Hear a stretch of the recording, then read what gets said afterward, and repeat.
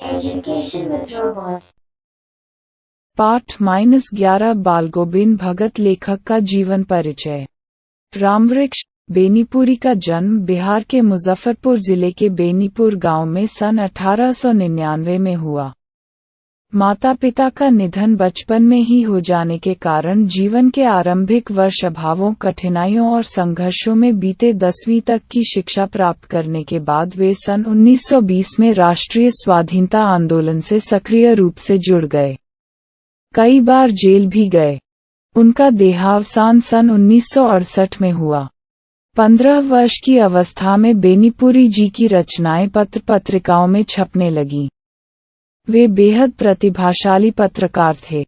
उन्होंने अनेक दैनिक, साप्ताहिक एवं मासिक पत्र पत्रिकाओं का संपादन किया, जिनमें तरुण भारत, किसान मित्र, बालक, युवक, योगी, जनता, जनवाणी और नई धारा उल्लेखनीय हैं। गद्य की विविध विधाओं में उनके लेखन को व्यापक प्रतिष्ठा मिली।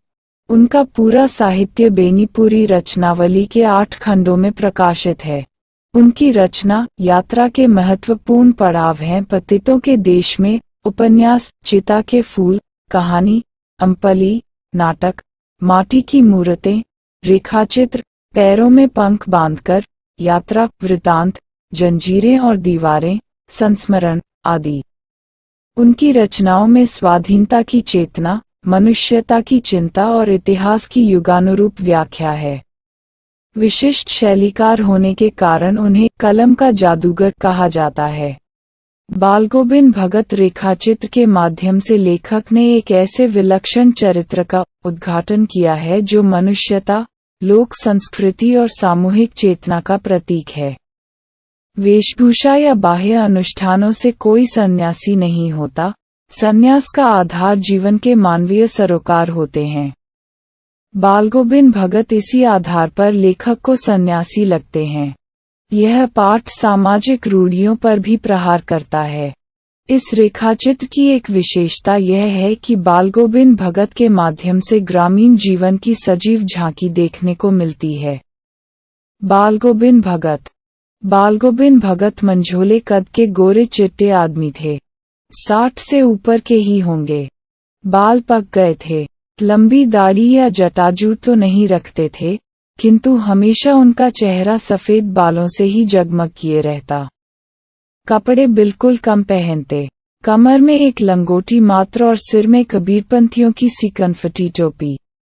जब जाड़ा आता, एक काली कमली ऊपर से ओढ़े रहते। मस्तक पर हमेशा चमकता हुआ रामानंदी चंदन, जो नाक के एक छोर से ही औरतों के टीके की तरह शुरू होता। गले में तुलसी की जड़ों की एक बेडौल माला बांधे रहते। ऊपर की तस्वीर से यह नहीं माना जाए कि बालगोविंद भगत साधु थे। नहीं, बिल्कुल गृहस्थ। उनकी गृहिणी की तो मुझे याद नहीं, उनके बेटे और पतोहू को तो मैंने देखा था। थोड़ी खेतीबाड़ी भी थी, एक अच्छा साफ सुथरा मकान भी था। किंतु खेतीबाड़ी करते, परिवार रखते भी बालगोविंद भगत साधु थे। साधु की सब परिभाषाओं में खरे उतरने वाले कबीर को साहब मानते थे। उन्हीं के गीतों को गाते, उन्हीं के आदेशों पर चलते। कभी झूठ नहीं बोलते, खरा व्यवहार रखते। किसी से भी दो टूक बात करने में संकोच नहीं करते, न किसी से खामखां झगड़ा मोल लेते। किसी की चीज नहीं छूते, न बिना पूछे व्यवहार में लाते। इस नियम को कभी कभी इतनी बारीकी तक ले जाते कि लोगों को कुतूहल होता। कभी वह दूसरे के खेत में शौच के लिए भी नहीं बैठते। वह गृहस्थ थे, लेकिन उनकी सब चीज साहब की थी। जो कुछ खेत में पैदा होता, सिर पर लादकर पहले उसे साहब के दरबार में ले जाते, जो उनके घर से 4 कोस दूर पर था। एक कबीरपंथी मठ से मतलब वह दरबार में भेंट रूप रख लिया जाकर, प्रसाद रूप में जो उन्हें मिलता, उसे घर लाते और उसी से गुजर चलाते। इन सब के ऊपर मैं तो मुग्ध था उनके मधुर गान पर, जो सदा सर्वदा ही सुनने को मिलते। कबीर के वे सीधे सादे पद, जो उनके कंठ से निकलकर सजीव हो उठते। आषाढ़ की रिमझिम है। समूचा गांव खेतों में उतर पड़ा है। कहीं हल चल रहे हैं, कहीं रोपनी हो रही है। धान के पानी भरे खेतों में बच्चे उछल रहे हैं। औरतें कलेवा लेकर मैंड पर बैठी हैं। आसमान बादल से घिरा, धूप का नाम नहीं, ठंडी पुरवाई चल रही। ऐसे ही समय आपके कानों में एक स्वर तरंग झंकार सी कर उठी। यह क्या है, यह कौन है? यह पूछना न पड़ेगा। बालगोविंद भगत समूचा शरीर कीचड़ में लिथड़े अपने खेत में रोपनी कर रहे हैं। उनकी अंगुली एक एक धान के पौधे को पंक्तिबद्ध खेत में बिठा रही है। उनका कंठ एक एक शब्द को संगीत के जीने पर चढ़ाकर कुछ को ऊपर स्वर्ग की ओर भेज रहा है और कुछ को इस पृथ्वी की मिट्टी पर खड़े लोगों के कानों की ओर। बच्चे खेलते हुए झूम उठते हैं। मैन पर खड़ी औरतों के होंठ कांप उठते हैं।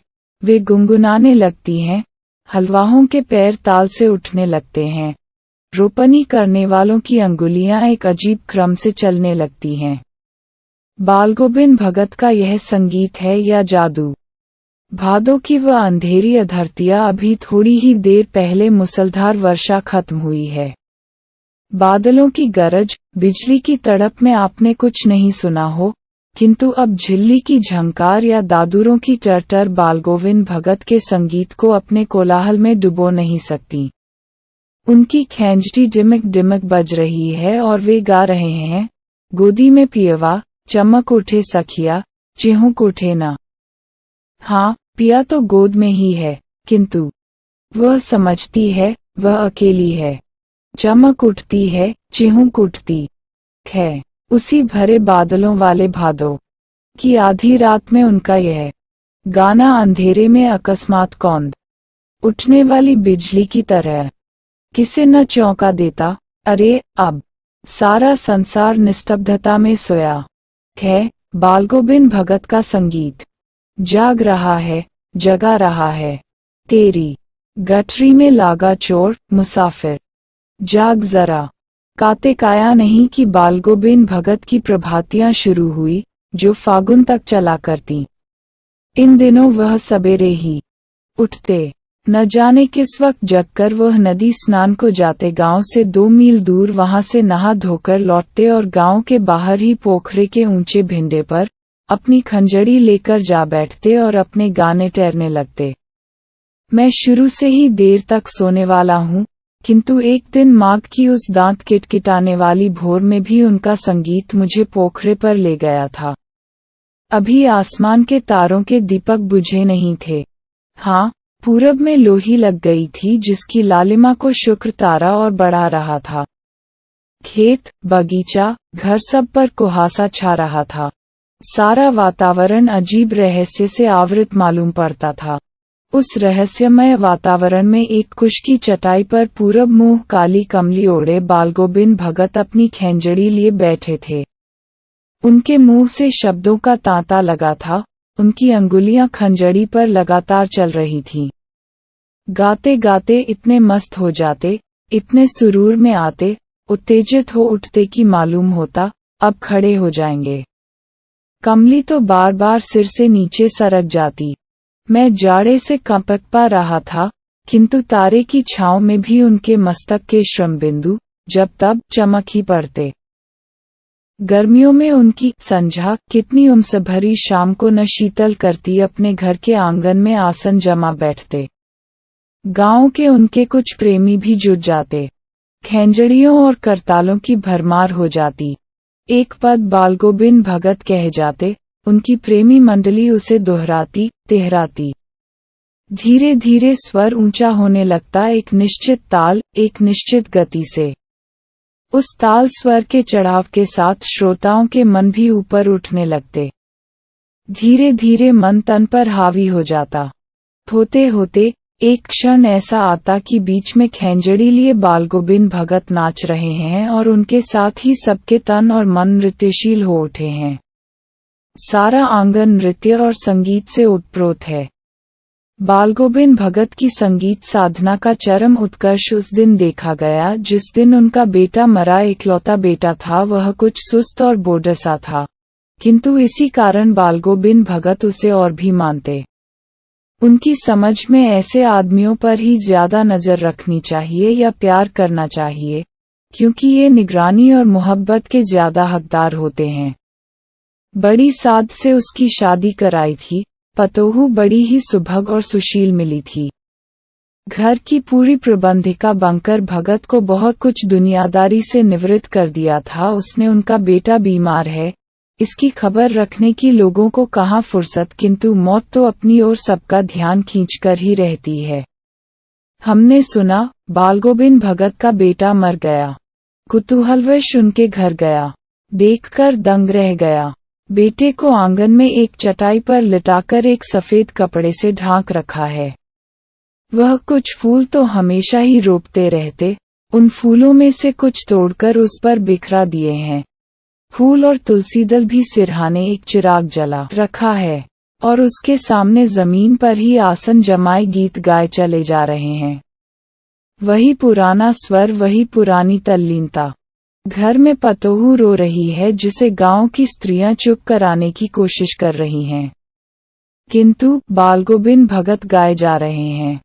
हाँ, गाते गाते कभी कभी पतोहू के नजदीक भी जाते और उसे रोने के बदले उत्सव मनाने को कहते। आत्मा परमात्मा के पास चली गई, विरहिणी अपने प्रेमी से जा मिली। भला इससे बढ़कर आनंद की कौन बात।